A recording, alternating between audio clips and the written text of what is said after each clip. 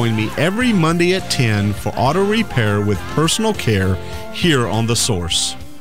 Of course you do. Good credits, bad credits. It's none of our business because we're not an auto dealer. We're not a bank. We're not your mother. We're OcalaForSale.com. Marion County's marketplace for cars, trucks, and SUVs. We've got thousands of sellers standing by to take your call. No middleman. But hurry, don't walk, don't run. Just sit down and log on to OcalaForSale.com. Prices and inventory change daily. Offer does not include dealer upcharge. Undercutting, rust-proofing, factory surcharge, or delivery fee. See website for details. Do you have areas that have started sagging or drooping? Is what you're looking at not quite the same as it was years ago? Are there enhancements you've been putting off? Is there serious damage you need fixed? Then call on us, Damage Control Services. When your roof is sagging and the drywall is drooping after a storm, or your home just needs some enhancements, from damage repairs to new construction, Damage Control Services is here to help. Hi, I'm Leah Caruso with Strive Rehabilitation, inviting you to join me Thursday at 11 a.m. for Health Matters. Ocala Health and Strive have teamed up to bring you the latest information on good health services available to you right here at home. This vital information will help you make informed decisions about your health. So don't forget to join me here at 11 a.m. Thursday. It's news you can use from Ocala Health, Strive, and your friends here at WOCA. Hi, I'm Seth with AA Lock, Dock, and Security. Have you ever thought about the locks or security on your house or business? Have you ever wondered why the keys to your new car cost so much? Well, at AA Lock, Dock, and Security, we can help with securing your valuables. We can even replace those expensive transponder keys. We can give you the knowledge that no one else will. Call AA Lock, Dock, and Security at 867-1965. That's 867-1965. All right, 25 minutes before 8 o'clock. That's not a bad-looking Thursday morning. Gosh, it's Thursday already. Almost up to the weekend. How about that, huh? Yeah. And you're almost up to the middle of September already. That's kind of hard to believe. I know. One-third of the way through. It's hard. All right, there are a few things we want to talk about before we talk about the invasive species coming in from Cuba. It's kind of an interesting story, but there's actually a debatable one here. No, it's not really debatable. It would be debatable if there was still a vote to be taken, but the vote was already taken. So I guess there's no debate. However, that doesn't mean that people won't be debating this one. There's a statue of a Confederate general that for 90 years has stood in the U.S. Capitol. I guess each state is allowed 2 statues in the statuary of the U.S. Capitol. The U.S. Capitol has the U.S. Capitol Statuary Hall. Mm-hmm. I've been to D.C., but I don't remember that. I'm sure it's there. I'm not doubting it. I'm just... Mm-hmm. Do you remember seeing the Statuary Hall? No, I don't. So I guess each state gets 2 statues, is allowed to put 2. So anyway, the state of Florida has 2. One of them is a Confederate general by the name of General Edmund Kirby Smith. Okay. General Edmund Kirby Smith. So there's a statue of Mr. Smith standing in the U.S. Capitol Statuary, not the Tallahassee one, the one in D.C., representing Florida. And because he's a Confederate general, there was a bill that was passed by State Representative Jose Diaz, a Republican from Miami. I think he's a state representative. I don't think he's a congressman. I think he's a state representative. I could be wrong about that. I should look him up. No, he's probably a congressman, right? Yeah, I would think so. I should have looked it up. But anyway, Representative Jose Diaz, a Republican from Miami, he was... What's that? That'd be a congressman, right? Representative. If he's with the U.S., if he's a representative for the... Yeah. Yeah. But if he's a state representative, then no. Mm-hmm. Anyway, he had some complaints from civil rights activists. Wow, what happened? I don't know. What happened there? Usually sorry. you don't have that Sorry. Such a Getting old. Getting old.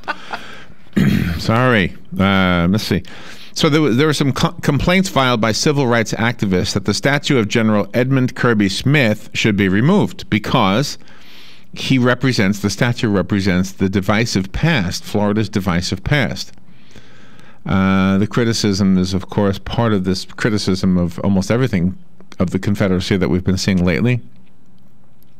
And so the bill was passed, and so now they will remove the statue. The cast iron likeness of the Confederate general is one of two statues, as I mentioned. The other one, by the way, is a guy by the name of Dr. John Gorey. He was a 19th century scientist.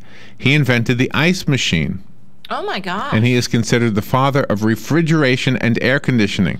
Wow. Had it not been for Dr. John Gorey, today my car would have no air conditioning in it. That's right. It's coming today. So today I will drive around in cool. If it wasn't for Dr. Gorey, we probably wouldn't. I don't know how this studio would have been designed. There would have been bigger windows. It would have been fans all over the place. Yep, exactly. Or we would have had people interns in here with those fans. Florida. Oh gosh. Florida wouldn't have anywhere near the number of people it has. Right. If you think about it, if there was no air conditioning, there'd be hardly anybody here. Well, Marjorie Kinnan Rawlings had a great time, though. She was here. She had I always think about that. Yeah. I always think about her. She lives on the lake. Well, that time I think about. Yeah. Well, you didn't have to put up with mosquitoes. No, but you had open air windows. So anyway, they will be removing the Confederate general's statue, and now they're asking for input as to whom should replace him, because you're allowed to. Oh, how interesting. So this is cool. They want to have ideas for another prominent Florida citizen to be represented in the U.S. Capitol Statuary Hall. We can be part of history. We can contribute. We contribute. History, yeah. Oh, that's what you meant. No. I would never be so brash as to suggest that. Never. We can contribute our ideas. This is cool. I work with enough people with delusions. I know. I'm not one of them. I didn't think you were one of them. No, I am not one of them. But anyway, the General Edmund Kirby Spears. Let me take a phone call. Good morning. You're on the air. I don't know if you're commenting on this or something else I said. Good morning. You're on the air. Good morning, Larry. Hey, Robin. Sonny. It's a bloody shame that we have to go through all this. I'm very sorry to say, but the Confederacy and the secession of states from the Union, that's what they tried to do, but that represented a time in the history of our country, and people that for some reason or the other don't like to be reminded of our history want to do these things such as get rid of statues. What happened to the people that invented things like the cotton gin also? What would that mean if we didn't have this or recognize this? I know the way government is operating now, it represents the largest, most dangerous anti-American government in the world. So, I do not comprehend what's going on. People can't remember their history and what goes on. Basically, the Civil War was not about slavery. Tennessee, for example, was a non-slave state, basically, but yet they did decide to join the Confederacy and fight with the South. And basically, that whole era was started out not for slavery but for states' rights. Yeah, well, that's what they say, but let me just disagree with that little part. I agree with what you're saying about keeping the statue there, because I think that the people who answered the call to defend what had become their nation, like it or not, they were doing what they were being asked to do, and they were being told it was for states' rights. That's what those soldiers were being told. But the truth is, at that time, you didn't have the communication and the outright lies going on that you have today. Well, to me, maybe not. Media and history is nothing more than the babbling boobs and bobbing heads, giving nothing but conjecture, opinion, and lies. Well, just to finish what I was trying to say, I agree that the statue should be there. It doesn't make any sense to remove it, because this represents a human being who sacrificed for what he thought was the best thing to do at the time.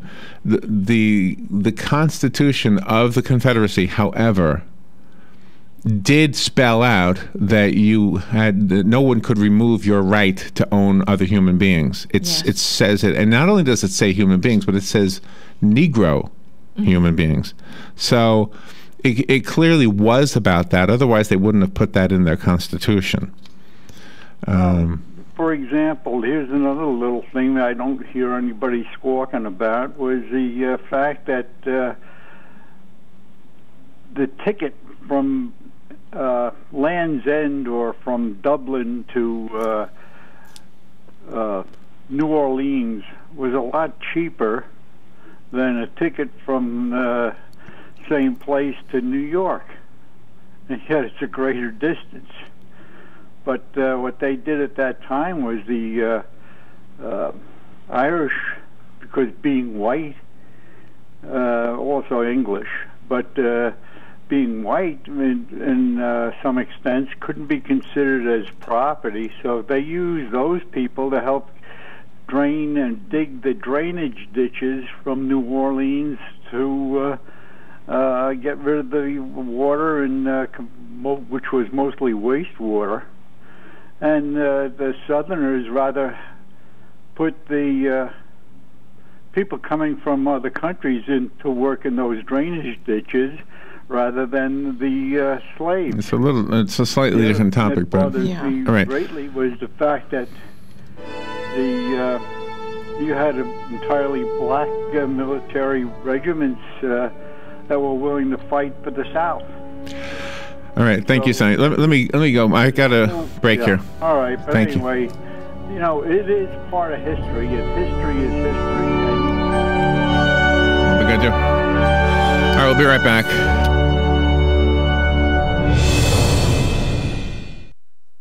The weather is brought to you by myfwc.com. Safe boating is no accident. It'll be partly sunny today with a shower or thunderstorm in spots this afternoon. The high today 89 to 93. Partly cloudy tonight, though 73 to 77. For tomorrow, times of clouds and sun with a shower or thunderstorm around mainly during the afternoon hours over the interior. The high tomorrow 88 to 92. And for Saturday, intervals of clouds and sun along with a couple of showers and thunderstorms. The high 84 to 88. From the Florida Weather Center, I'm meteorologist Joe Lundberg. Your weekends are getting a little retool. Swear to God, not making a joke. Check this out. New shows? Check. Some new talent? Check. Let's welcome the guys. Let's get it going. Arnie Spanier. Unbelievable. TJ Reeves. This is what you get. Your weekends are on fire. Because that's how exotic it is. Hospice of Marion County has an urgent need for volunteers to share a conversation with someone, run errands, hold someone's hand. All you need is a willingness to help others. Our volunteers believe the blessings they receive far exceed the services they offer. Will you consider serving, caring, and making a difference? Call today, 873-7441. Hospice of Marion County, making more moments of life possible. Hi, this is JP from Penn Flooring here in Ocala. I would like to invite you to come in and visit our spacious showroom where we have solutions for every style and budget. From wall-to-wall carpet to hardwood floors and tiles, we have an unsurpassed selection of flooring. At Penn Flooring, we've provided quality customer service with a family touch for over 25 years. Visit our website at pennflooring.com or come by our showroom, 1201 Southwest 17th Street, just over the bridge. Penn Flooring, quality customer service with a family touch. Hi, Matt Wilkerson here, your mobile Verizon rep. But not just here, I'll deliver the phone to you in your home. While I'm there, I'll only sell you what you need and I'll personalize it to you. Want to have me get you connected? Then call me at 352-528-0020. I even offer unlimited home phone service for just $20 per month. Just call me, your mobile Verizon rep, at 352-528-0020. What are the most common questions those nearing retirement are asking? will I outlive my money? Retirement questions like these and many more will be answered every Saturday morning at 9 a.m. on Planning for a Better and Safer Retirement with hosts Francois and Julian Pozenet. Francois and Julian will help you put your retirement puzzle together. Catch Planning for a Better and Safer Retirement Saturdays at 9 a.m. on Ocala's News Talk, The Source 96.3 FM and 1370 AM. All right, 12 minutes before 8 o'clock. Thank you for tuning in. It's a Thursday morning. All right, let's move on to something else. I did promise I was going to talk about the invasive species debate out of Cuba. Florida Governor Rick Scott is worried that when restrictions are dropped, restrictions are dropped completely, it won't just be goods and tourists traveling between Cuba and the United States. He's worried about invasive species, non-native invasive species coming to Florida because we have a delicate ecosystem. Yeah. For centuries before the embargo, trade between Cuba and Florida flourished, which is the part I don't understand. I mean, wouldn't these animals have been alive then? Exactly. So, did God create more animals? Like in the how many years has it been? 50 years since we've been out of touch with them. Right. Anyway, so plant and animal species have been going back and forth between us and them. Some of the species, like the Cuban brown snail, are viewed as a nuisance. Others, like the Cuban tree frog, threaten Florida's environmental well-being. Florida is believed to have the largest invasive species problem in the nation because of our climate and because of our busy ports, by the way. Yeah. It says there are over 1.7 million acres overrun by invasive pests in this state. Yeah. So the effect is not only horticultural, but it's also financial. The National Park Service and the Florida Fish and Wildlife Conservation Commission estimate that $500 million is spent every year to curb Florida's invasion of foreign species. Yeah, they're trying. From that $500 million, $50 million is dedicated just to uprooting exotic weeds. $50 million a year is spent picking weeds. Wow. Wow. Where are these people doing this stuff? You ever see them out there? No, I don't. I don't see them out there doing. By the way, in the last piece we were doing about the statue, Jose Diaz is a state representative, not a U.S. representative. I had to look it up. Okay. Back to this one. Okay. So the question is, will normalized relations between Cuba and the U.S. increase Florida's invasive problems? As of right now, tourism and commerce with Cuba are still restricted to special circumstances, but the growing prospect is that those restrictions will be dropped altogether and possibly create an avenue for more invasive species to be brought into the state. In late April, Governor Rick Scott released a statement saying, quote, lifting the embargo on Cuba could do irreparable harm to Florida's agriculture. New imports from Cuba could open our crops up to invasive pests and species. That was the governor's quote. The Florida Farm Bureau voiced its opinion, its concerns, not only that state-owned farms in Cuba would outcompete Florida farms. That was another issue. They thought some of the tropical things that we thrive on here in Florida, like oranges, Cuba would be able to do better than us because they are warmer than us. Right. But they also expressed, the Florida Farm Bureau, and we've got an office right here in Ocala, they expressed that the agricultural pests would arrive from Cuba and ravage our crops.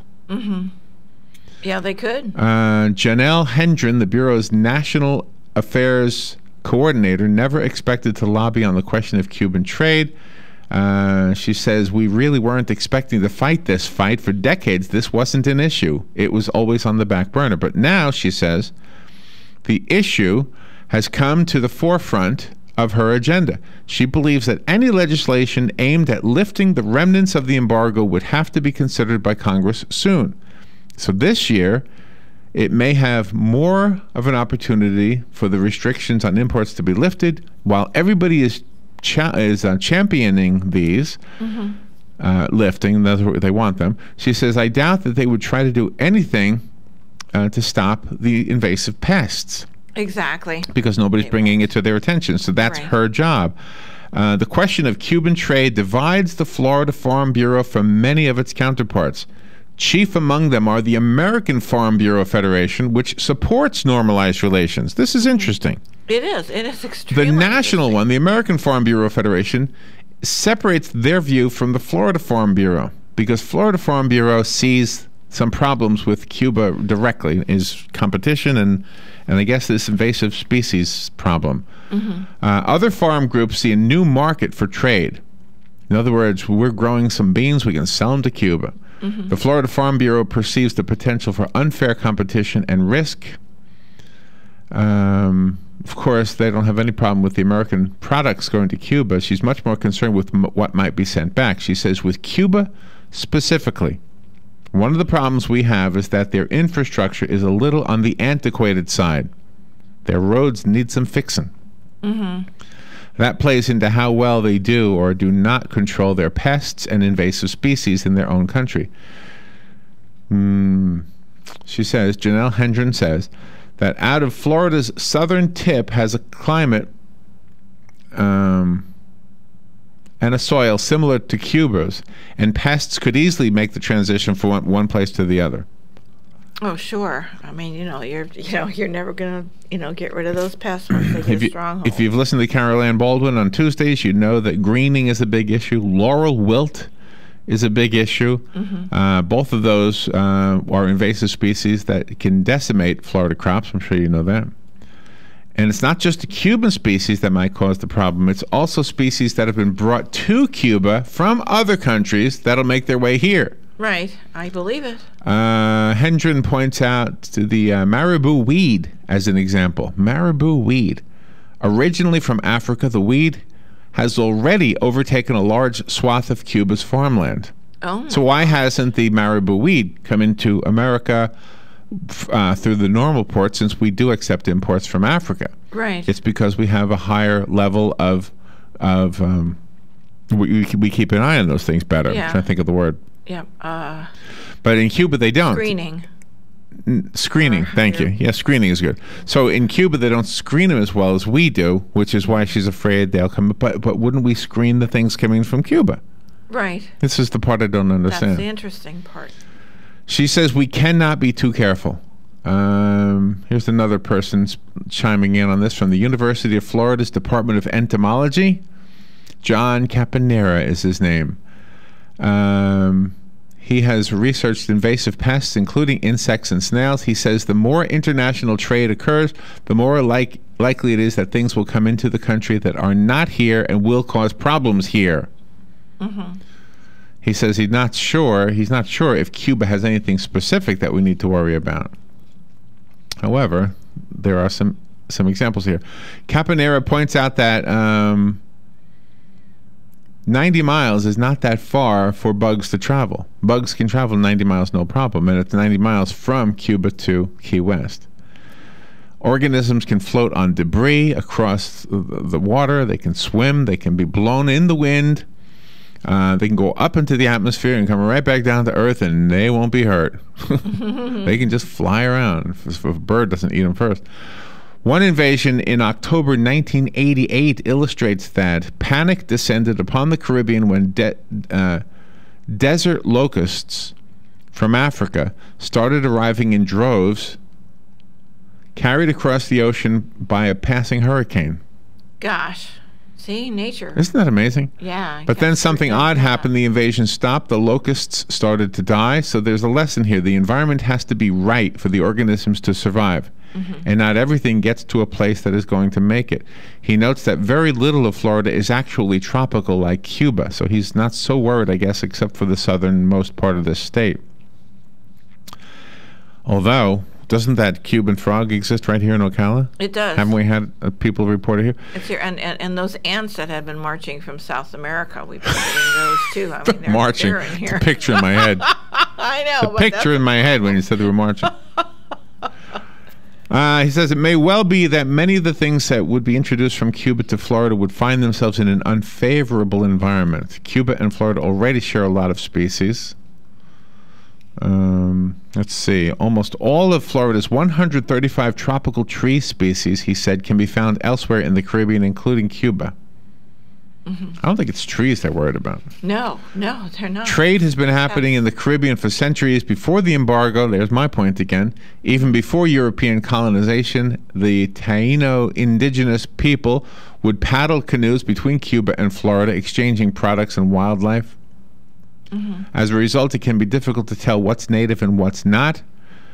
In the case of the Cuban bulrush, which is a grass-like sedge plant, that can be aggressively invasive elsewhere in the U.S. as well as Florida. So, and then there's another person, Dennis Giardina, from the Florida Fish and Wildlife Conservation Commission. He has been to Cuba 4 times over the past 2.5 years to teach about invasive species management.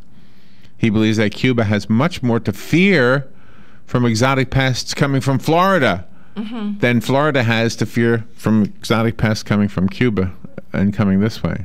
Gosh. So this is something they're debating, and among the invasive species that have thrived here, the brown Anole lizard, the little lizard, has an aggressive streak. Really? I don't know the brown Anole. If it's any, I don't know. I don't know. They turn. All I know is they do push-ups and they push out their necks. And yeah, exactly. the Cuban brown snail also has been seen here for quite a while. The Cuban brown snail may have crawled into Florida with the help of one man, Charles Torrey Simpson. Charles Torrey Simpson gets the blame for this. Get him heading in his money. He was a naturalist, not to be confused with a naturist. A naturalist. And then the third one. Stop. Oh. The third one is the Cuban tree frog. Yes, and it is here in our area. Elizabeth Rosnick's truck was rumbling north to Gainesville when she noticed something startling in her rearview mirror. Plastered on the glass between the truck's cab and its covered bed was a huge Cuban tree frog. It's enough to They are here, and of course, north of Gainesville is between us and it's here. We'll be right back. C.com. Safe boating is no accident. It'll be partly sunny today with a shower or thunderstorm in spots this afternoon. The high today 89 to 93. Partly cloudy tonight, though 73 to 77. For tomorrow, times of clouds and sun with a shower or thunderstorm around mainly during the afternoon hours over the interior. The high tomorrow 88 to 92. And for Saturday, intervals of clouds and sun along with a couple of showers and thunderstorms. The high 84 to 88. From the Florida Weather Center, I'm meteorologist Joe Lundberg. Bad, but when I get criticized constantly by my hair, nobody does a story about, oh, isn't that terrible? They criticized Donald Trump's hair. The fact is that I probably did.